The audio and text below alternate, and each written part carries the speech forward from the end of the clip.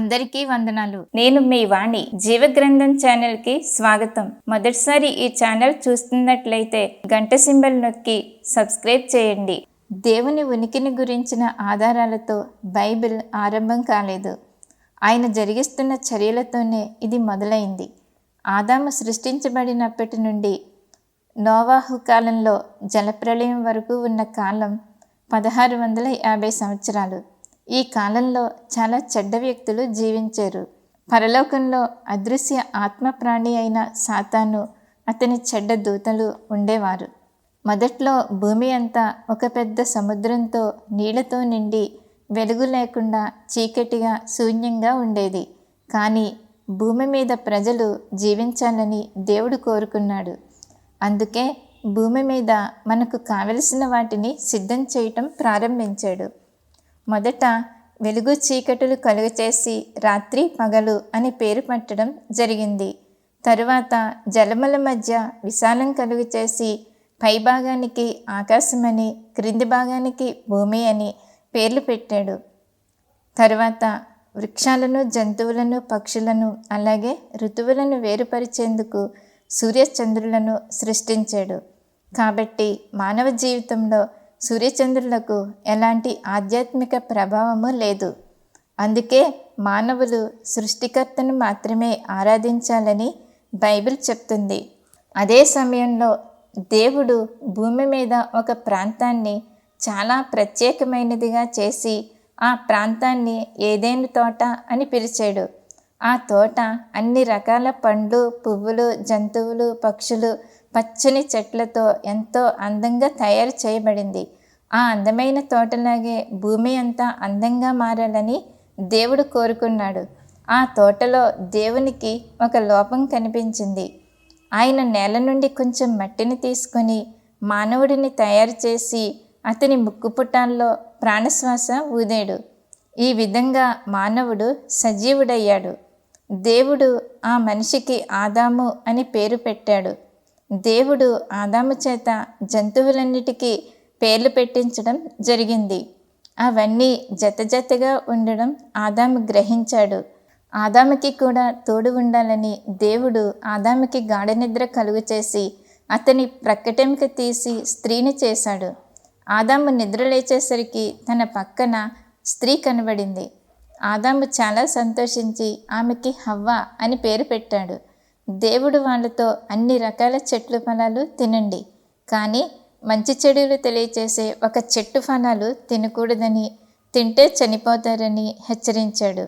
ఒకరోజు హవ్వ తోటలో ఒంటరిగా ఉన్నప్పుడు ఒక పాము ఆ చెట్టు పండు తింటే మంచిది, తినమని చెప్పింది. యెహోవా పాముకి మాట్లాడే శక్తి ఇవ్వలేదు, కానీ సాతాను అలా చేశాడు. ఎంతో అందంగా ఆకర్షణీయంగా కనిపిస్తున్న ఆ పండును చూసి హవ్వ దేవుని హెచ్చరికను నిర్లక్ష్యం చేసి ఆ పండు తిని తన భర్త వచ్చిన తర్వాత అతనికి కూడా ఇచ్చింది. అప్పటి వరకు చిన్నపిల్లల మనస్తత్వం కలిగి ఎంతో సంతోషంగా ఉన్న వాళ్ళకి దేవుని మాట వినగానే ఆ పండు తిన్నందుకు భయం కలిగింది. వస్త్రాలు లేవని సిగ్గుపడి చెట్ల ఆకులు చుట్టుకున్నారు. దేవుని రాకను చూసి భయపడి చెట్ల వెనుకకు వెళ్ళి దాక్కున్నారు. దేవుడు వాళ్ళని పేరు పెట్టి పిలిచినప్పుడు భయంతో దేవుని ముందుకి వచ్చి నిలబడ్డారు. నేను తినవద్దని చెప్పిన ఆ పండు ఎందుకు తిన్నారు అని దేవుడు గద్దించగా, నన్ను పాము తినమంది అని హవ్వ చెప్పగా, ఆదాము దేవునితో నీవు నాకిచ్చిన ఈ స్త్రీయే తినమంది అని చెప్పాడు. వాళ్ళ తప్పు లేదని సాకులు చెప్పటం నేర్చుకున్నారు. అప్పుడు దేవుడు పాముతో, నువ్వు ఈ పని చేసినందుకు పట్టతో ప్రాకుతూ మన్ను తింటావు. నీవు మనిషిని మడమ మీద కొడితే వాళ్ళు నిన్ను తల మీద కొడతారని చెప్పి ఆ స్త్రీతో, నీవు మహావేదనతో పిల్లల్ని కంటావు. అలాగే ఆదాముతో, నీ భార్య మాట విని నేను తినవద్దని చెప్పిన జీవవృక్ష ఫలములు తిన్నావు కనుక నీ నిమిత్తం నేల శపించబడింది. ప్రయాసతోనే నీవు బ్రతుకు దినాలన్నీ దాని పంట తింటావు. ఎందుకనగా నీవు నేల నుండి తీయబడ్డావు, తిరిగి మన్నైపోతావు అని శపించి వాళ్లకు జంతు చర్మంతో వస్త్రాలు చేసి తొడిగించి ఏదెను తోట నుండి పంపివేయగా వాళ్ళు భూమిని సేద్యపరిచి కష్టపడడం ప్రారంభించారు. బైబిల్ అంతా సాక్షాత్తు దేవుని నుండి వెల్లడైన సత్యం. అందువల్ల ఇది వాస్తవం. ఈ సృష్టి క్రమం సక్రమేనని ఆధునిక విజ్ఞాన శాస్త్రం అంగీకరిస్తుంది. అయితే దేవుని ప్రమేయం లేకుండా ఈ సృష్టి ఉనికిలోనికి వచ్చిందనే సిద్ధాంతానికి బైబిల్ వ్యతిరేకం. సైన్స్ పేరుతో చేసే ఊహాగానాలు, సైన్స్ ధర్మాలు సత్యాలు కావు. అప్పట్లో ఏం జరిగిందో పరిశీలించేందుకు ఏ శాస్త్రజ్ఞుడు అక్కడ లేడు. ప్రయోగపూర్వకమైన ఏ సాక్ష్యాధారాలు లేవు. విశ్వానికి మూలమేదో చెప్పవలసి వస్తే శాస్త్రజ్ఞులు సామాన్యులలాగే ఊహాగానాలన్నా చేయాలి, లేదా ఆదికాండం అధ్యాయాల్లో దేవుడు ఇచ్చిన వివరణను నమ్మాలి. సృష్టి ఆరంభం గురించి మొదటి అధ్యాయం హేతుబద్ధమైన సమంజసమైన వివరణ ఇస్తుంది. సైన్సు ఇది తప్పని ఇంతవరకు నిరూపించలేదు.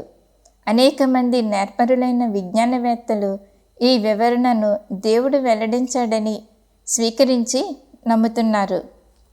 దేవుడు తాను చేయదలుచుకున్న పని 6 రోజుల్లో ముగించిన తరువాత 7వ రోజుని విశ్రాంతి దినంగా, దేవుడిని స్తుతించే దినంగా ఏర్పాటు చేశాడు.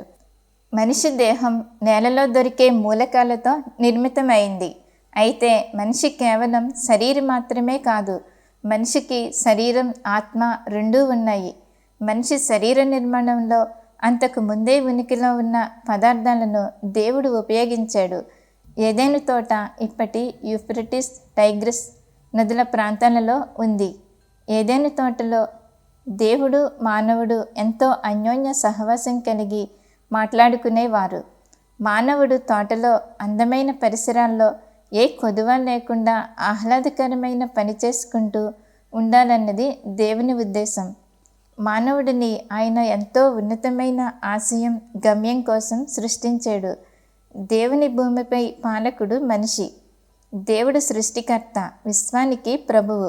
తాను సృష్టించిన వానికి ఆజ్ఞలిచ్చేందుకు, వారి ప్రేమను, విధేయతను పరీక్షించేందుకు ఆయనకు పరిపూర్ణమైన హక్కు, అధికారం ఉన్నాయి. మొదటి మానవుడికి దేవుడు ఒకే ఒక్క ఆజ్ఞ ఇచ్చాడు.